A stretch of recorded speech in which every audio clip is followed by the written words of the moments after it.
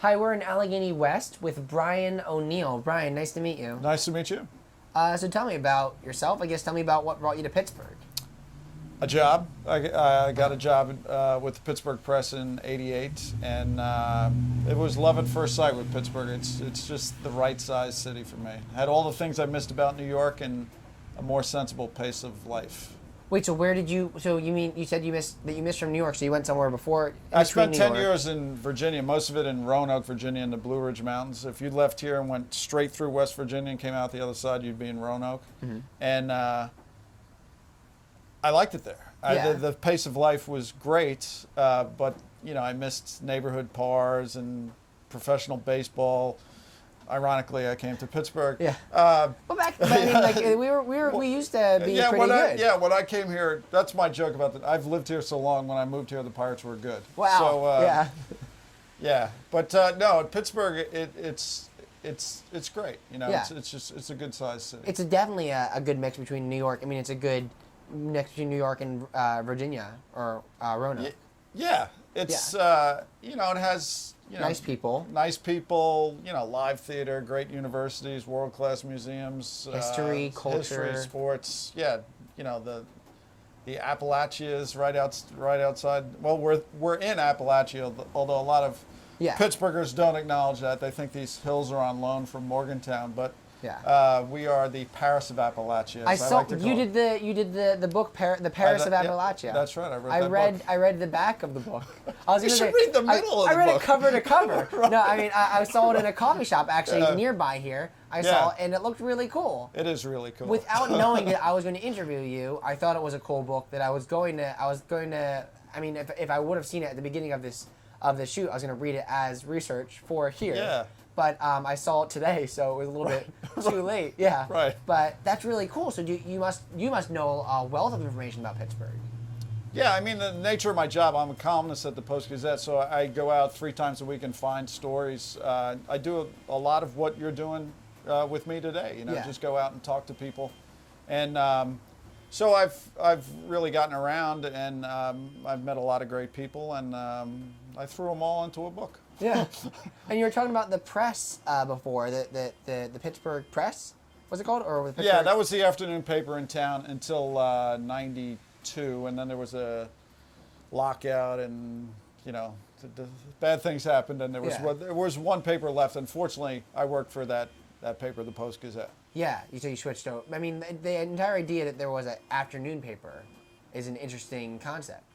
Yeah, the afternoon paper was big here largely because of the mills.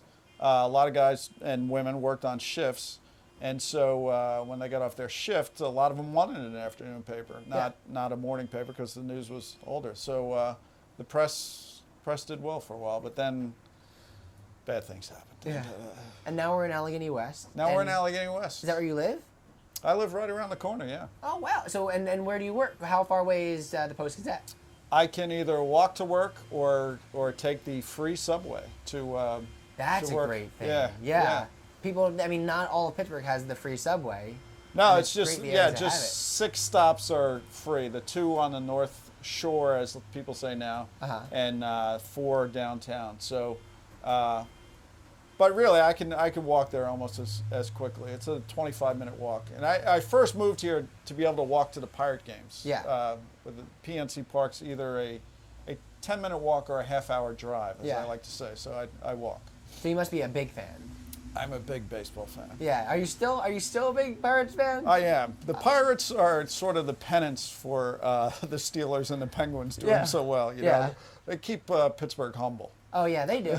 And we even as a city, even when they're doing okay, we're just like, go Pirates. We're almost People really want them to do well, and they root for them hard. And it will. This is still a baseball town. People remember the great teams of the 70s and even before. City. I mean, it's a beautiful stadium. Also. Yeah, I think it's the prettiest. I think it's the prettiest in North America, which pretty much covers all baseball stadiums. There's not many other baseball. I mean, it's the national pastime. Yeah. Essentially, I think it still is. Yeah. I mean, the NFL would argue at least but that's their slogan. That is their slogan. Yeah. So tell me more about, I guess, what you've seen change in this neighborhood since you've been here. Well, when I moved here in 1990, I was single, and a lot of people told me not to move. Don't move to the north side. You'll never get your money back out of the house. But there was a 3-story row house that I could buy for less than $100,000. Wow. And I'm from New York originally, and I was like, there's no way I could get a place like this anywhere else in the country. You're lucky you can get like a coffee. Yeah, right. My brother had just purchased a 2-bedroom condo on Long Island for the same price. So I bought the house, and it turned out to be the best thing I ever did. I love this neighborhood. I love my neighbors. I found out that when houses are close together, you meet your neighbors so much more quickly. When you're going to work, your next door neighbor is not 100 yards away; they're 100 feet away. So there was all these casual meetings, and it's a very tight-knit neighborhood, to use that old cliche. Yeah. And it's just been a great place to live. More than a neighborhood, even maybe like a community, kind of, I guess. Oh, absolutely. Yeah. As a neighbor of mine says, a good day is when you get locked out of your house and you go find some porch to drink a beer on until your wife gets home. Yeah. That's the kind of neighborhood this is. Okay, so when you moved out here, you were single, and then did you meet someone here, or? Yeah, I met my wife here, and we got married, and we have 2 teenage girls now. Okay, cool. And so do they go to schools around here, or did they? Yeah, they both go to the school downtown, CAPA, the Creative and Performing Arts High School. That's a great school. And middle school. It's a terrific school. Oh yeah. No, it's one of the better art schools. I think even in Pennsylvania. Yeah, and it's good for more than art, because a lot of teachers want to teach there. So you get the 3 R's and plus whatever your specialty is. Yeah. So the basics and plus. Yeah. I think close to 100% of the kids go to college. I mean, it's really a great school. Yeah, and they do like a thing once a year. They do they're having they had a thing to raise money for Kappa. I think. Yeah. Yeah. They have fundraisers and shows and so on. Are there any, I guess, yearly activities that happen in Allegheny West? Yes, there. We have this Christmas tour, in which we get all the cars off the street, and it looks like the turn of the century, and so people come from all over Western Pennsylvania to pay, $20 to walk through these houses and not touch anything, which would amaze my aunt who came, not my aunt, my grandmother who came over from Ireland to clean houses like this. Yeah. But it's great, and Hollywood loves Allegheny West because you can do that. You can make it look like it was 100 years ago. So a lot of movies have been filmed here. Some of the worst movies ever made, I think, have been filmed in Allegheny West. Is that your tagline here? I think we should. Innocent Blood, the one with vampires and the mob, really? That was filmed here. Yeah. Really? Yes, that's a must-see. Okay, I don't think. I feel like the media department here probably doesn't want to people to know that. Hey, you want to film a movie that looks like it's 100 years ago? Come on down to Allegheny West, where you can make a movie. Well, they keep coming. We just had one with Jason Lautner, who was either the vampire or the werewolf in one of these Twilight movies. I don't know. But my daughter shook his hand, and then I came home, and she was about 11 at the time. She had her hand in a plastic bag because she did not want to lose the Lautner-ness. Really? She said, yes, is it still in the plastic bag? It is out of the plastic bag. That's good. I mean, otherwise yes. I'd say maybe that would have been a problem. Checked out. But that's good. Yeah, he went to see him. I think he maybe went to see him. Or that why he was here? I don't remember. He's just a kid. He's just a kid. Okay. Like 19 or 20. Oh, okay. I don't even know who this is. I didn't. I hope I got his name right. I think it's Jason Lautner. I don't know. I don't know either. Yeah. So I think it's a sign that I'm getting older when I don't know these popular stars. Yeah.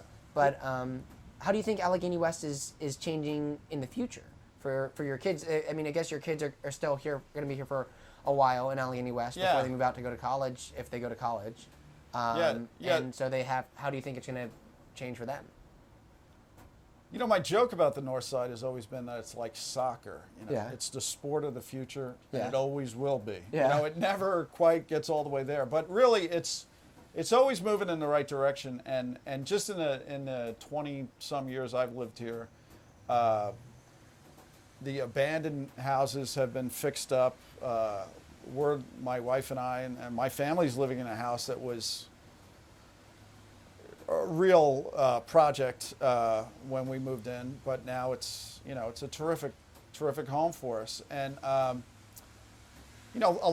that's the story of Allegheny West. Really, a lot of people coming in and seeing the potential where others didn't see it, and they bought these houses for a song. I mean, in the 70s, you could have put one on your credit card, Yeah. but now they're going for $200,000, $300,000 and up. Oh wow.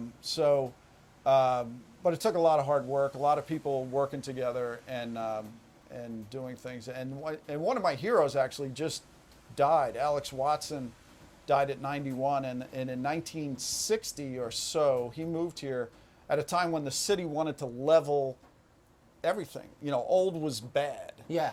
So they were gonna, we weren't supposed to be here by now, and the Mexican War Streets weren't supposed to be here. But a bunch of people who saw the potential stopped that from happening, and now it's among the most desirable places to live in the city. Oh, absolutely. Yeah.